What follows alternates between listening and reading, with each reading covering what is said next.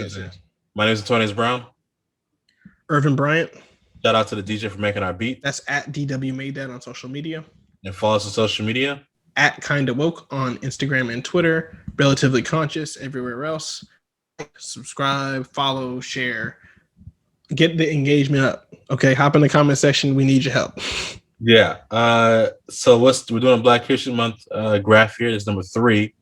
And what we got going on here? Okay, so it's kind of like a ethics graph. Mm-hmm. Not deciding whether or not you have your ethics, but what decides your ethics, right? So on the y-axis, we got your zeal versus atheism. Now, this is religious zeal in general, so it doesn't necessarily have to be Christianity, Islam, or any Buddhism, whatever. It doesn't matter.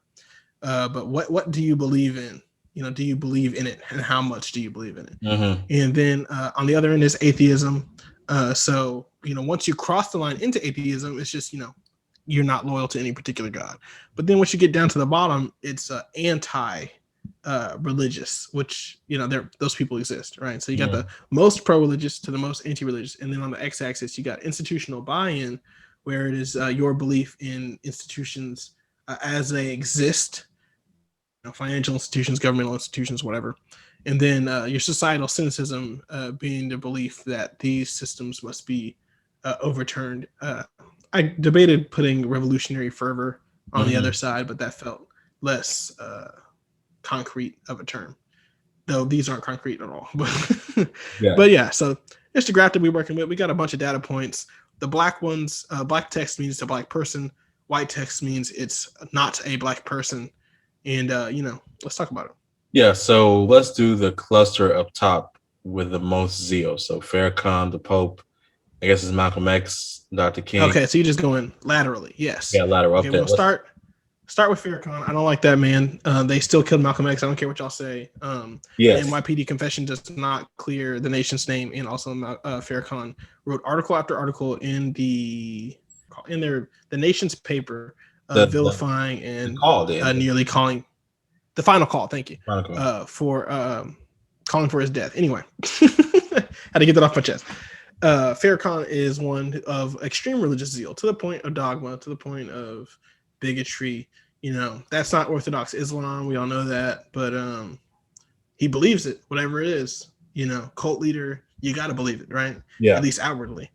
And unlike others who are very zealous in their religious beliefs, he is super cynical about society, right? To the point where, America is a damned nation, right? Like by his own words. Right. And he's not alone in this idea. So I put him, his name is long, so there's not a lot of room in that corner because his name is long. But, this is not an unpopular sentiment. So you got a lot of who have a more just revolutionary theology. So if we're looking at some Muslim sects who were oppressed, Christian preachers who are not necessarily political minds, like somebody like Nat Turner, right, who's a preacher who believed in revolution. He's not a political mind. You could say he's kind of crazy because he had that vision, in the wilderness. Yes. But this is a very real idea where, like, I'm oppressed to the point where I believe in none of these systems because they've all, I'm oppressed. I'm like bona fide oppressed. And I got to tear it all down. God is on my side, and I will use whatever God gives me to tear this thing asunder. Or in the case of Farrakhan, who seems to be, say I'm wrong, going to, waiting on God to deliver his people out of Pharaoh's oppression. Anyway, so we talk about Farrakhan. The Pope. So what is... Okay, so yeah, so you got Farrakhan, all the either they're extremists or they're extremely oppressed and they don't believe in the systems as they exist. Then you've got, and that's kind of a singular data point, right? Like if you're in that side of the spectrum, at least as far as ISS, they're all the way over there. Mm-hmm. And then so when you get into the very populated quadrant of people who have at least a level of institutional buy-in and they are religious, like usually religion just comes with institutional buy-in. Like religious people, due to their, like you already have to submit in one way or another to a higher power. Yeah. Right. Or at least recognize a higher power. So like recognizing a government isn't beyond belief. Hmm. You know, like okay, yeah, sure. We can work with this. You can do Right. something with this. And so over here we have reformers and people who want to work with the institution. So you got the Pope, who's like the least so. In a modern day, what's it called? Vatican is its own state, so they're not like submitting to any particular government. That's why the Pope is far closer to. Yeah. Yeah, so the Catholic Church doesn't really. They're not like submitted to any particular government. Yeah. Not anymore. So they're low on institutional buy-in, but they do use the institutions as they exist to influence policy. We're reaching that through a number of Catholics in American government. When it comes to opposing sex education, uh, marriage equality, things of that Sex nature, and, kind of sex culture war and- issues. yeah. You know what? Sex and movies. Yeah. So, and different popes have taken different stances on it, but the Pope, who has ultimate authority over the Catholic Church, even though, what's that man's name now? Francis? Even though Pope Francis currently is like a lot more liberal and doesn't really, as far as I can tell, seem to get involved in that kind of thing. The Catholic Church at large still does that. And of course, those are his people. So that's where I put him. You got Malcolm X and Dr. King, who I put X with a measure of institutional buy-in, which one may disagree with, but I think after his separation from the nation and his, he's far more concerned with organization than revolution. Like revolution is a ultimate goal, but it's not a revolution of a black state. And so when he says, I believed in Farrakhan's, not Farrakhan, excuse me, Elijah Muhammad's, view of a separate black state, as long as I thought he believed in it, that means that he ceased to believe in it, right? And so I don't think Malcolm X would describe himself as a patriot or anything like that. America still did all the sins that it did, and he very much was a fan of all those Pan-Africanists that he visited on his way to make Hajj. But he's not a revolutionary at the end of his life, at least not that kind of revolutionary. Yeah, I mean, his ballot or bullet speech is about getting people registered to vote in Harlem. So, he believes in the institution of voting and that it can provide some form of relief or some form of change, basically, being active in government and choosing who is in charge of us can, by some way, change the state of Black people in America. And then Dr. King, of course, same way, he worked closely with presidents.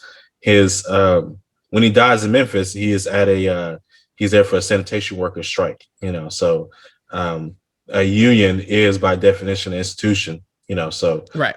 To work with it is to believe in it, and I think Mitt Romney is in between that in the same way that, and of course his Mormonism, the Mormon church is quite interesting because it's 7 different phases, but I think his religion does guide him very much on his choices, and I may be a little more what's called working before, a little more leaning to him, because I do believe that his stance is about welfare, or his stance is about, even his stance he took against Donald Trump, are somewhat centered around a principle of what the state should do and what he believes is a good policy for people in their life. Don't have kids that are well off.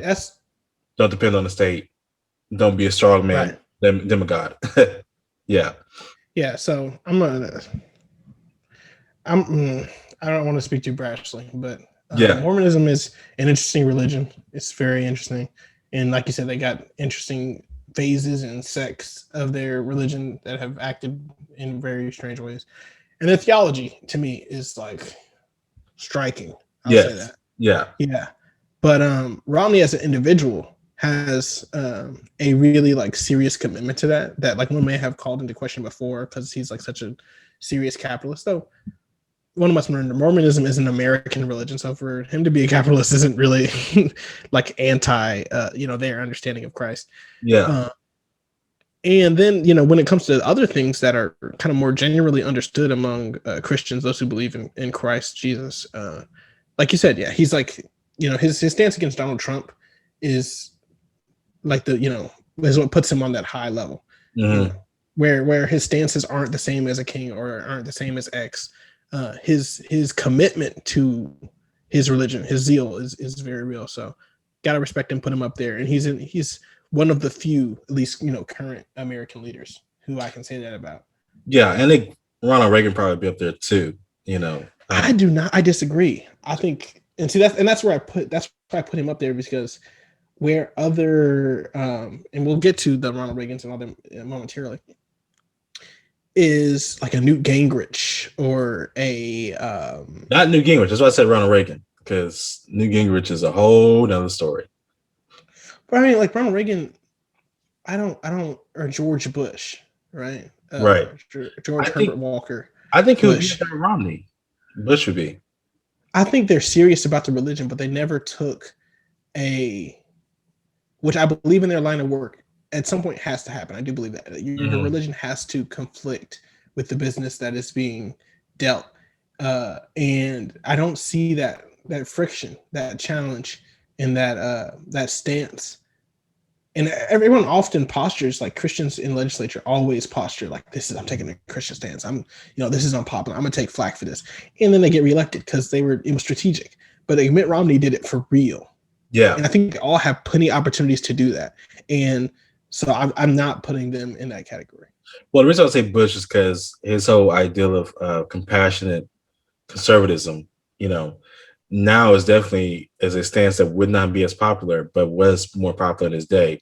So Don't Child Left Behind is something he does because he believes in like doing good for underprivileged youth in schools. I mean, I know people hate No Child Left Behind, but like what it was supposed to be is a grand ideal, which is why Democrats bought into it when it first came out as legislation. Also, I would say now Ronald Reagan's and his Bush Senior destruction of the welfare state is interesting, but they've always said that it was about a belief that the welfare state was just antithetical to God. It was just opposite of what God would want people to do, basically. Yeah. Would I believe in that reading of the Bible? I do not, but I can. If you're going to take that stance and hold to it, Also, one thing I would say, last year, Ronald Reagan, he did a lot of peace deals with the Russians, the USSR, that time the Soviets, that many people who were war hawks were very much against. And he was like, I'm not trying to bring about doomsday. So we got to temper down on our nuclear weapons. And it's quite surprising the amount of nuclear deals we have, nuclear arm treaties with the Soviet Union, now Russia, that both limit our ability to have a nuclear arsenal because of Ronald Reagan and Bush's ideology, that we could not both be hurling towards mutual destruction, that we both had to do. I mean, that's cool and all, but I call that diplomacy and not Christianity. I mean, when a lot of people and Billy Graham are arguing that, Gog and Magog is going to happen, and it's because we all have nukes. And you're like, you know what? I kind of don't want that to happen, though. That's what I'm saying. That they're just being level-headed. I don't think that's a zealous move. And I mean, in inwardly, like, if you're a Christian, beliefs that compel you to do so, like, excellent, that's great. Yeah. But from the outside, and one who's not, reading George Bush biographies, in my spare time, I would see that as diplomacy and looking out for the best of the country, which is great. You're a patriot. Cool. But, that is not my entire party is being outright dishonest. And I believe in Jesus, and he just tells me to tell the truth. And I have to tell the truth is that Donald Trump did what he did, and he should go to jail. Yeah. And also, I don't think he had it. Well, he could have taken a stance about the crack, but that's a whole other thing. Yeah, and there's a lot of things that they just let slide. And Mitt Romney let some stuff slide too, so he's not without guilt. Yeah. But I'm just saying because his stance in particular was a religious one. Yeah. One thing I would say is, like, when Jeff Sessions came up for a judgeship, Ronald Reagan and Bush Senior didn't have to take a hard stance against it because, like, the Senate didn't let it happen at all. So, like, most things that were probably the biggest thing they could take a stance on, they kind of didn't even have to deal with it because they come. But also, Bush Senior did not. Well, he voted against the Civil Rights Act, so that's interesting. Going down to Karen, I think we kind of understand what Karen's mindset I is. mean, just to elucidate real quick, in Yeah, between Romney and Karen, you find a lot of the popular legislators in general, but yeah, especially Republican legislators, because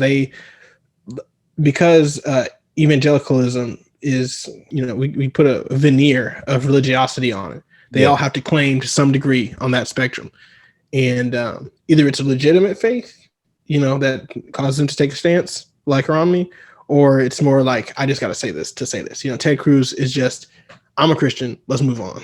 Like, yeah. I don't, as I perceive it, don't see a lot of like zeal coming out of his work. Yeah, go ahead. Or Newt Gingrich or Mitch McConnell. Yeah, and especially with Newt Gingrich, because his behavior says like the opposite. Yeah, yeah, definitely. Never seen Obama as being religious though. When Right. the Charlottesville killings happened at the black At church, a Mother Emanuel, yeah. yeah, he did give a sermon during the eulogy, and he sung that song. And so it was very much a important moment in his presidency, I think. But besides that, I didn't really see him as a And that's why I put him low on the yeah, zeal space. If you look at the y-axis, he's not high. And I almost put him lower, but I don't want to disrespect the man, because there's a lot of legislators like Obama. One, if you're a liberal, if you're a Democrat, it's not popular to be of faith. Being of any particular faith doesn't hurt you, I don't think, which would be, I think, a bad place if that became the truth. But I don't. It's not. Ilhan Omar is a Muslim, and it's fine. And there's plenty of Jews in the Democratic Party and plenty of Christians, whatever. But Obama is one who, like you said, he doesn't speak about his faith all the time. So when he makes a stance, it is a human life is important stance. And so that's why we've got to intervene in Libya, or that's why we've got to do something about these school shootings, or yeah, investigate this police department. And I put him there, one, because what you just said, and then when he gets in trouble on the campaign trail over Jeremiah Wright, very funny, yes, he's like, he said, "God damn America." I love the Boondocks version. yeah, It's explicit, so I don't know if you want to cut that in, but it is hilarious. And he did like curse out America from the pulpit. His point was to say that, America is not like God's special, like it's not the chosen people of Israel, right? yeah, Which is, it's not. right, America can stay or it can go. It doesn't, the Bible doesn't guarantee us America. And we be sinning a lot in this country. So, you know, but because like his religion was very much an undercurrent, and it is an undercurrent in a lot of people who have a public political life. And they're just like, look, I'm a Christian. That's me. I'm not trying to make everybody a Christian by legislation. You know what I'm saying? But that's me. And if you want to roast me about it, you can roast me, because I'm gonna stay the same. And so I think it's an important thing to note, especially as we get down to the bottom half of the graph, because you'll see like Black people operate on the periphery. Right? yes, It's like all the non-Black people, American and otherwise, the Pope and Xi Jinping are the only ones who aren't American. But like we are either like all in with the faith, more in with the faith than others, or not at all. yeah, And I think really interesting. And either we buy into the institutions or we don't. Like, I'm not gonna say like Black people are extremists. Like that's stupid. That's not true. But when we do stuff, when it comes to our political and religious beliefs, like whether or not we believe in something, we either really believe in it or we really don't. Like Black moderates are not in these issues, at least on these issues, are not in abundance. So like when yeah. we get down to Xi Jinping and Bernie Sanders on the atheist tip, right? So both of these people are But not before we go there, because I want to end with that, but I want to get to Newton first. okay. Yeah, because and I understand your discussion about Black people not really being on the periphery of this. I think Newton is too far down on his atheism because Oh, yeah, well, I think what Newton said was, I think exactly in his book, he's basically like, I've been to church enough, and I don't need any more gods, basically, right? I don't need more religion. I need something that's concrete. He had tried to do the Nation of Islam thing, and it worked for him. He tried to do a bunch of different things, because at that time in California, there was a bunch of different nationalist Black preachers, in the making of Jeremiah Wright, Jim Jim Jones was around this time too. So, there's a lot of weird stuff going on in California. Yes. And so I think I'll put it more so on the same plane as Xi Jinping, basically. Religion is not a evil, but it's not conducive to the state, basically. Like, so the state would be better without religion, but because I know some Black people need it, I'm going to go ahead and let you have it. And one thing he says is that when Cleaver, who always comes up in these discussions, because Cleaver is, to put it mildly, ridiculous. He got mad at Cleaver several times, and Cleaver would go to Black churches and be like, y'all worshiping this white God, and how dare y'all do that? And all these different things he would say about them. And then was always like, stop doing that, because these are the Black people we need to do our movement, and they loved some Jesus. So let them have Jesus. Yeah. And so I just put him there. So I feel what you're saying. And so I moved him up. Yeah. Because, I mean, in being a Maoist, now Mao was like, these gods gotta fall. Yes. Go. Yeah. And so if you're a Maoist, if you're a Marxist, like, the gods gotta go because the gods are instituting hierarchy in society. I agree with you that he's less anti-religion, but I don't think would go as far as to do Xi Jinping, where and I put him pretty high up because he isn't anti-religion. Like, he's anti-free religion, but that's not the same thing. Yeah, right. Because the Chinese church, the Chinese government has temples and churches, and they probably have like 2 mosques, but they probably do have a state-sponsored mosque somewhere. And they regulate their religion, but they have plenty of religious folk in their country. Yeah. And Xi's policy is, you're gonna do it. You're just gonna do it my way. Yes. And so I am no respecter of any god, because I'm a communist president for life. So that's what I'm gonna do. Yeah. So he's definitely on the atheist side, but the fact that he has state-sponsored religion puts him in a real precarious place, because he will not tell you not to worship. But if you asked Huey, he'd be like, you don't need that. You don't need a god. Yeah, you don't need it. If it was you personally, he's not going to evangelize against it. But it's like, Huey, what ought I do? And he's like, you need to live by yourself. You need to figure yourself out. Yeah. But if you want some Jesus, cool. But yeah, I don't care. Yeah. Sanders, more interested to me, because so his institutional buy-in, I think you feel is pretty low, or is it? How do you feel? Because like, he doesn't believe in like any of our systems besides democracy, basically, right? And so, being a radical change agent, he's against reforming a lot of institutions. Like, some of these institutions just must die. So he's barely on the institutional buy-in, but the fact that he's a democratic socialist makes him, on the side of current institutions. Yeah, he does. He does argue that healthcare as an institution cannot stand anymore, because the institution of itself is evil. Yeah. Man, I don't ever think of him as being. I think of him more like some of the founders were, which this is going to be inflammatory for some people. A lot of founders are just agnostic. There's like, if y'all want to do Jesus, it's not. Yeah, I mean, sure, there could be a God. I don't know, man. Yeah. And he is. I mean, that's something he has not spoken about. He's ethnically Jewish, and a lot of people are. As a socialist, at least a democratic socialist, that makes a lot of sense. Yeah. So let's get to Sheen. I don't know if there's more to say about it. I have more questions, because I know that they have state-sponsored religion, but is it a only read these passages type of thing, or is it more like in part? Yeah. Yeah. So it's like, you can pray to the temple, but the prayers you're gonna pray. Don't pray. Well, it's you better not pray no liberation, because I am gonna be this is what we're gonna do. Gotcha. So you are not going to go to the Farrakhan section of the map here. Gotcha. That's what you won't do.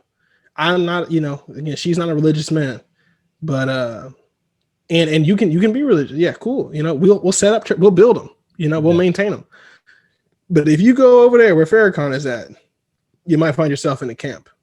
Yeah. And so, what is it about the Uyghurs that has that is it because some people think it's ethnic, but I do think it's somewhat religious why they're being persecuted. So it's all of the above. Yeah. China's not China's more diverse than Westerners understand, because it's kind of opaque to us on the outside.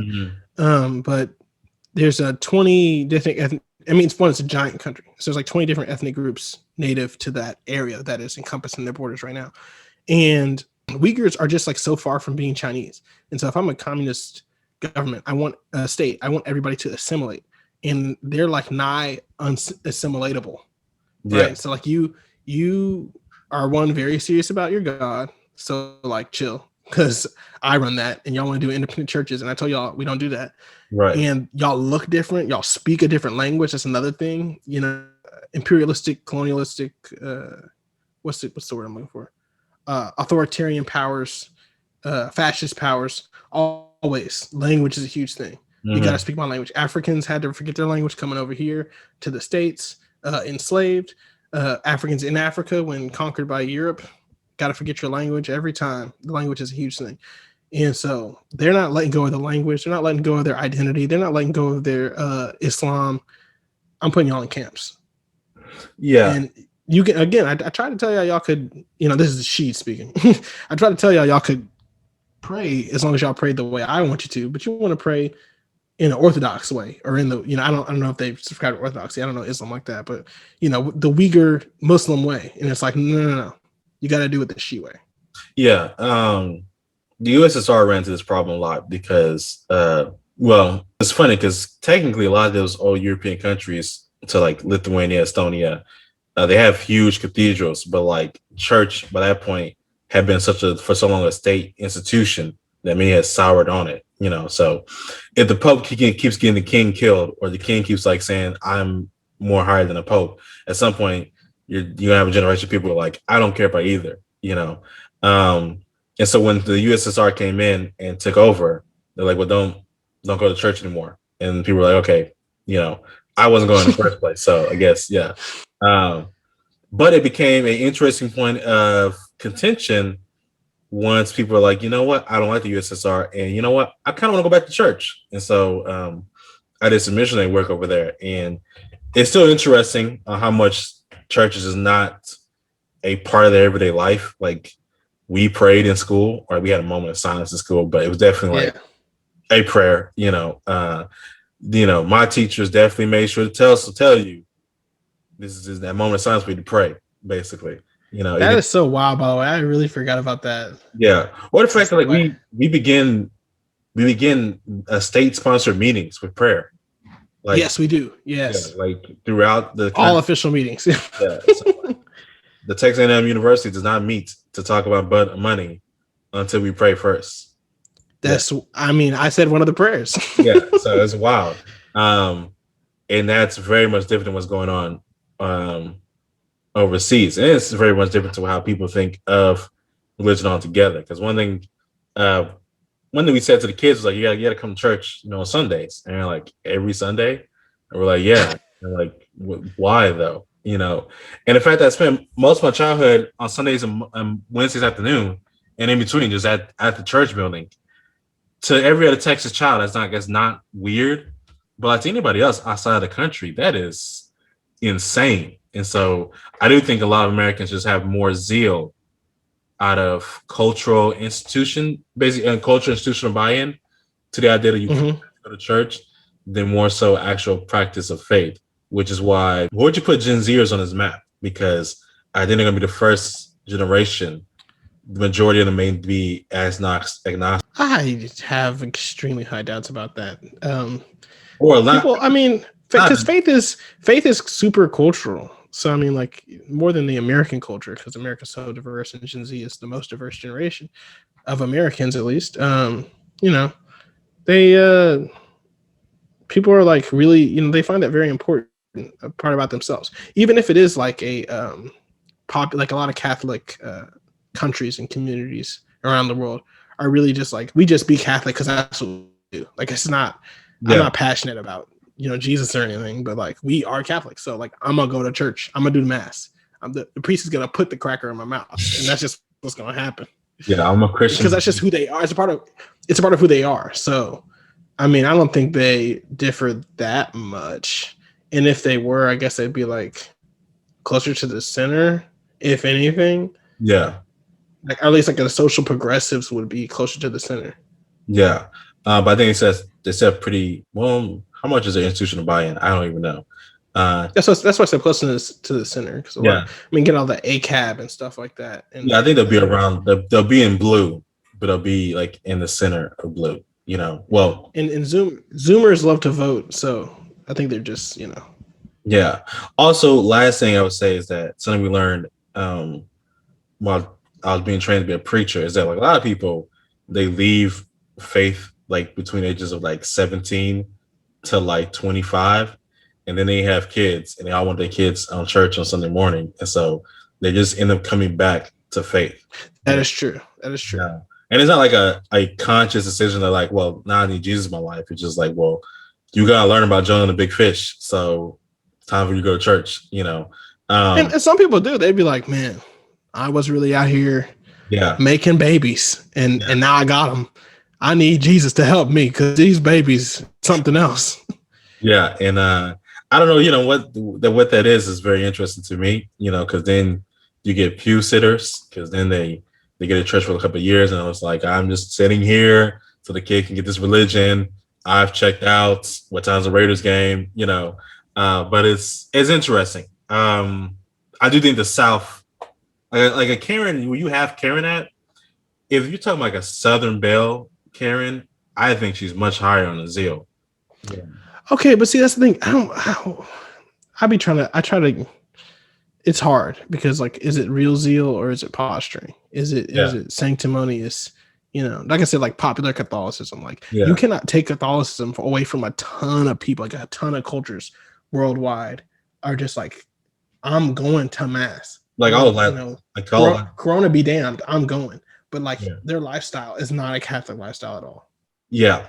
So what is that? I don't even know. Yeah, because you know, a lot of Southern Karens, I would think that, you know, they go to church Sunday, you know, they're there doing their thing, you know, potluck, they're gonna bring, you know, the dish. But like, you know, do you care about Black people? You know, do you? Right, yeah. Yeah. But then again, they'll donate money and they do everything else, but it's like, don't move into my neighborhood, which is so weird. So American religions. Yeah. Any final notes you want to hit? I mean, I think it's interesting. There's as I pulled this up, I was like, there's not as many black dots in here as there should be, but I really think it's worth noting that we operate on the periphery. Like this is when it comes to our belief in God or our institutions, we are not known for nuance, and I don't think it's an insult. I just think it's interesting. It's just, you know, what we glean from this graph is that you're probably not in the middle. Like the viewer, you know, likely Black. If you're not, that's cool too. But the viewer is not likely to be in the middle. Like if I put myself on here, I'm not going to, like, I say I'm a notch. I'm gonna put myself on Romney's level. I believe in Jesus. I have made some Jesus decisions in my life. I'm gonna put myself on Romney level. Yeah, pretty much. Yeah, Romney. Like we distrust the state on different things. Yes. You know, like I want to reform different institutions than Romney wants to reform, but you know, very much it's all about God. At the end of the day, that's where the decision hinges on.